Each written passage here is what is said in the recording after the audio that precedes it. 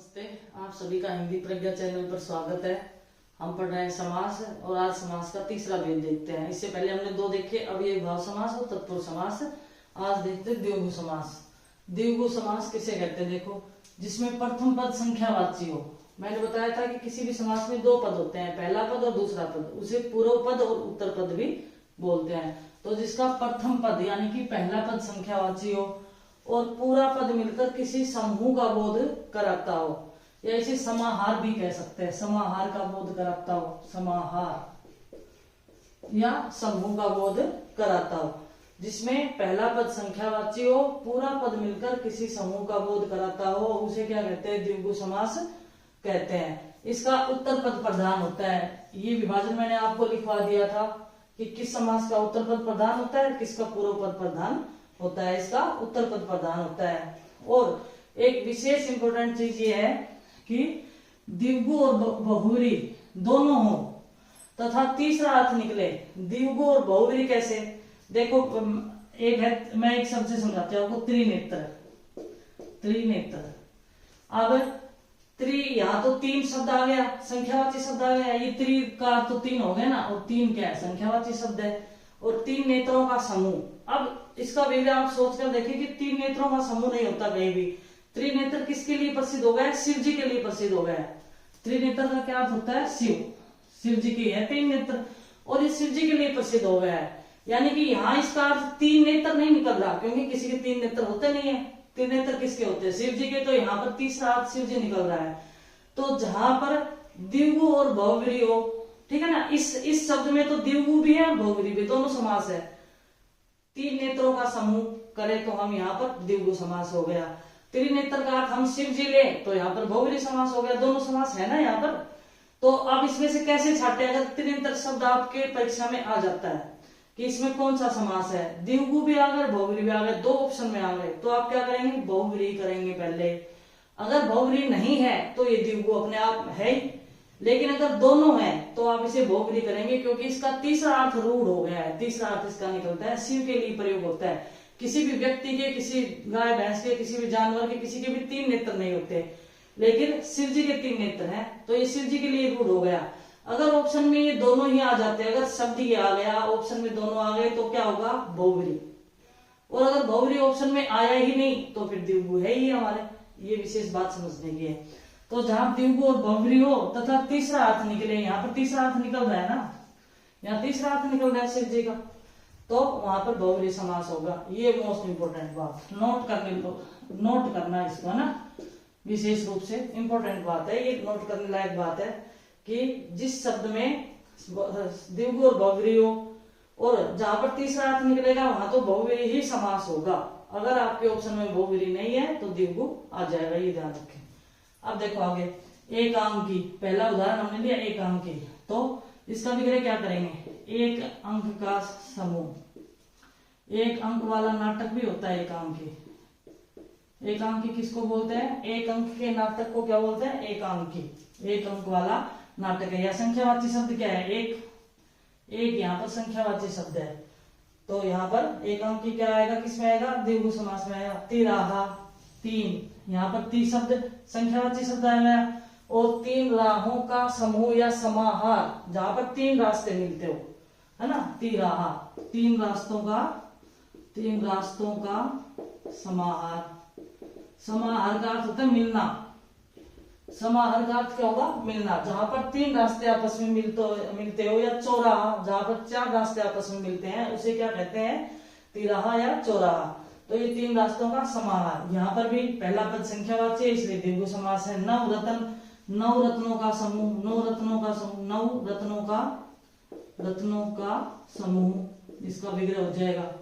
समूह और समाहार का बोध कराता है। दोपहर, दो पहरों का समूह। दोपहर क्या हो गया? दो पहरों का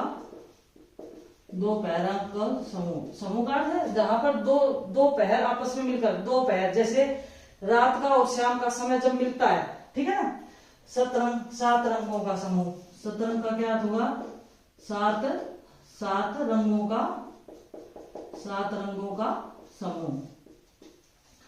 सप्तर्षि, सात ऋषियों का समूह। इसमें इसका विग्रह क्या होगा? सात ऋषियों का समूह। 7 ऋषियों का समूह क्या कहलाता है? सप्तर्षि। दशाब्दी, 10 अब्दों का समूह। दशाब्दी का क्या अर्थ है? 10 अब्दों का। अब्दों का अर्थ क्या होता है? वर्षों का। अब्दों का अर्थ होता है वर्ष का समूह। ठीक है। नवरात्र, 9 रात्रों का समूह। 9 रात्रों का समूह, नवरात्र हो गया। त्रिनेत्र, 3 नेत्रों का समूह। आप देखो ये त्रिनेत्र जो मैंने आपको बताया था, अब 3 नेत्रों का समूह, 3 नेत्रों का समूह, इसका ये भी है। और 3 नेत्र जिसके हैं वो शिव। तो यहाँ पर 3 नेत्रों का समूह। तो अगर इसमें सिर्फ द्विगु ही पूछे, बहुब्री ऑप्शन में नहीं हो, तो ये द्विगु है, आराम से द्विगु है, क्योंकि यहाँ पर संख्यावाची शब्द है, समूह का बोध करा रहा है। लेकिन अगर साथ में बहुब्री भी दिया है तो हम इसका ये सीधा अर्थ नहीं लेंगे, फिर इसका अर्थ हम शिव जी लेंगे। 3 नेत्र है जिसके, अर्थात शिव जी, शिव। ठीक है ना, शिव। तब उस कंडीशन में क्या हो जाएगा? ये बहुब्री हो जाएगा। अगर बहुब्री नहीं है तो ये द्विगु समास है। यही एक नोट करने योग्य बात है। पंचवटी, 5 वटों का समूह या 5 वृक्षों का समूह क्या कहलाता है? पंचवटी। 5 वृक्षों का या वटों का समूह, वटों का समूह। तो ये है आपके द्विगु समास। बड़ा ही आसान है, याद रखे आप। प्रथम पद संख्यावाची है, समूह का या समाहार का बोध कराता है। सिर्फ इतनी सी परिभाषा है इसकी आसान से। उत्तर पद प्रधान होता है। और ये विशेष याद रखने योग्य बात है कि द्विगु और बहुब्री अगर दोनों हो और उसमें अगर किसी शब्द का तीसरा अर्थ निकल रहा है तो बहुब्री, तीसरा अर्थ नहीं निकल रहा है तो द्विगु होगा। ये ध्यान रखें। अब अगला दूसरा देखते हैं, द्वंद्व समास। द्वंद्व समास चौथा। द्वंद्व समास किसे कहते हैं? जिस समास में दोनों पद प्रधान होते हैं और उनके बीच और शब्द का लोप होता है। जिस समास में दोनों पद प्रधान होते हैं उनके बीच में और शब्द का प्रयोग होता है और ये एक दूसरे के विलोम होते हैं, हमेशा नहीं लेकिन लगभग ये एक दूसरे के विपरीतार्थक अर्थात विलोम होते हैं और इनमें योजक चिन्ह का प्रयोग होता है। योजक चिन्ह का प्रयोग भी हमेशा नहीं होता, हमेशा विलोम भी नहीं होते, कई बार दूसरे शब्द भी आ जाते हैं, लेकिन लगभग ऐसा होता है कि उनके बीच में और शब्द का लोप होता है, एक दूसरे के विलोम शब्द होते हैं और उनके बीच में योजक चिन्ह क्या है? जैसे भाई और बहन के बीच में ये लगा हुआ है ना, तो ये योजक चिन्ह हिंदी में इसको बोलते हैं। उदाहरण देखिए, जैसे दिन रात। अब इसका विग्रह करेंगे तो क्या होगा? दिन और रात, दिन और रात, दिन और रात। दाल रोटी, अब इनके बीच में योजक चिन्ह लगा हुआ है ना, और ये एक दूसरे के विपरीत है। दिन का उल्टा क्या है? रात है। दाल रोटी, दाल और रोटी, दाल और रोटी। फिर 25। अब देखो इसमें योजक चिन्ह का प्रयोग नहीं है। 5 और 20, 25 का करेंगे क्या? 5 और विग्रह करेंगे तो 5 और 20, 25। अब माता पिता, माता और पिता, माता और पिता। देश विदेश, देश और विदेश, देश और विदेश। अब ये देखो 63, 3 और 60। 63 का क्या होगा? 3 और 60। 63 शब्द नहीं होता, 63 होता है, ये शुद्ध है। ये जो 63 लिख देते हैं ना, ये गलत है। 63 ये बिल्कुल गलत शब्द है। 63 सही होगा, शुद्ध होगा ये। भाई बहन, इसी तरह से भाई और बहन। आकाश पाताल, आकाश और पाताल ये लग रहे हैं ना आपको विलोम शब्द है। गुण दोष, गुण और दोष। धर्मा धर्म, देखो यहाँ योजक चिन्ह नहीं है। धर्म और अधर्म, इसका क्या विग्रह करेंगे? धर्म और अधर्म, धर्म और अधर्म।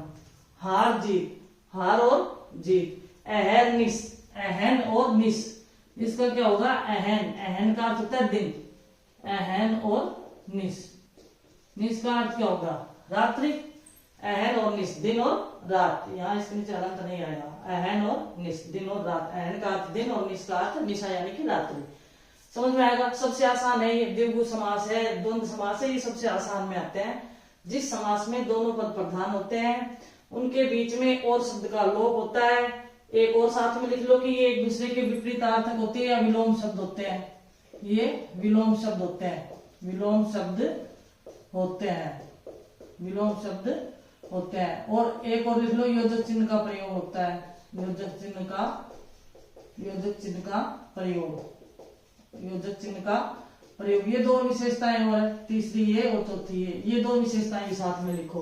पहला तो दोनों इस समास में दोनों पद प्रधान होते हैं, पहली विशेषता। दूसरा, उनके बीच में और शब्द का लोप होता है, दूसरी विशेषता ये होगी। तीसरी, इसमें विलोम शब्द का प्रयोग होता है। और चौथा, योजक चिन्ह का प्रयोग होता है। लेकिन विलोम शब्द योजक चिन्ह का प्रयोग हमेशा नहीं होता। जैसे मैंने एक दो शब्द विपरीत वैसे भी लिखे, देखो यहाँ ये विलोम शब्द है, भाई और बहन, आकाश पाताल, गुण दोषी विलोम शब्द है, धर्मा धर्म, ये भी, लेकिन इसमें योजक चिन्ह का प्रयोग नहीं है। तो ये विपरीतार्थ धर्म और अधर्म, लेकिन इसमें योजक चिन्ह का प्रयोग नहीं है। अहन और निस, यहाँ पर भी योजक चिन्ह का प्रयोग नहीं है। अब ये 25 जैसे है, यहाँ पर ये एक दूसरे के विलोम नहीं है। 25 शब्द है, 63 है, ये एक दूसरे के विलोम नहीं है। लेकिन इसका जब विग्रह करेंगे तो 5 और 20, 3 और 60, इस तरह से इसका विग्रह होगा। और एक तरह से देखो, ये द्विगु समास में, क्योंकि संख्या 25 है तो ये द्विगु समास में भी आता है ना, द्विगु में भी आ गया, ये भी द्विगु में आ गया, ठीक है ना। तो इसमें जब इसमें और शब्द का प्रयोग आ जाता है तो ये क्या कहलाएंगे, ये द्वंद्व समास में आएंगे। अगर द्विगु और द्वंद्व साथ हो, दोनों ऑप्शन हो, तो फिर ये पहले द्वंद्व समास में आएंगे, क्योंकि जब इसका विग्रह करो 3 और 60, अगर द्वंद्व समास ऑप्शन में ही नहीं है तो ये द्विगु में आएंगे, क्योंकि संख्यावाचक शब्द है ना। 63 भी संख्यावाचक शब्द है, 25 भी संख्यावाचक शब्द है। जिस तरह से मैंने आपको द्विगु और बहुव्रीहि का बताया था, उसी प्रकार से द्वंद्व और द्विगु का भी हो गया। द्वंद्व समास में इसका विग्रह और करते हैं। अगर ये दोनों ऑप्शन में आते हैं, द्विगु भी आ गया और द्वंद्व भी आ गया, तो पहले क्या होगा, द्वंद्व होगा इसमें, क्योंकि इसका जब हमने विग्रह किया तो 5 और 20 किया, 63, 3 और 60 किया। और अगर ये ऑप्शन में ही नहीं है तो फिर यहाँ पर द्विगु समास आएगा, क्योंकि ये संख्यावाची शब्द है। लेकिन ये समूह का बोध नहीं करा रहा है। 25 का हमने विग्रह किया, 5 और 20, यहाँ पर समूह का बोध नहीं करा रहा है, ये ध्यान रखें विशेष रूप से। वहां क्या था द्विगु में कि समूह का बोध करा रहा था, तब द्विगु कह रहे थे। यहाँ 25 संख्यावाची शब्द तो है, लेकिन समूह का बोध नहीं करा रहा है, इसलिए यहाँ पर द्विगु समास नहीं होगा, द्वंद्व होगा, ठीक है। और यहाँ पर भी 63 शब्द जो है, ये भी समूह का बोध नहीं करा रहा है। हमने इसका विग्रह किया, 3 और 60 किया है, तो यहाँ पर कौन सा होगा, द्वंद्व समास होगा, ठीक है ना, द्विगु नहीं होगा। अगर द्वंद्व ऑप्शन में नहीं है तो द्विगु है, अगर ऑप्शन में नहीं है तो द्विगु, वरना द्वंद्व समास है। समझ में आया होगा ये। अब आगे देखते हैं, इसमें इस क्लास में इतना ही। अगली क्लास में हम कर्मधारय समास और बहुव्रीहि, दो समास हो रहे हैं, उनको देखते हैं। नमस्ते।